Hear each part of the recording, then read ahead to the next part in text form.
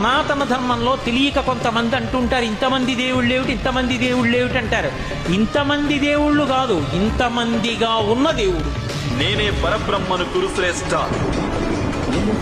నేనే సత్యాన్ని, జ్ఞానాన్ని, ధర్మాన్ని. పార్థ, దివ్యములై నానా విధములై అనేక వర్ణములై అనేక విశేషములు గల నా స్వస్వరూపమును కన్నులార దర్శింపుము.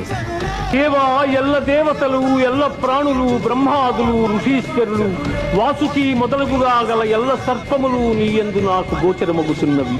ఈశ్వర, నీ విశ్వరూపము అనేక బాహువులతో, ఉదరములతో, ముఖములతో ఒప్పియున్నది.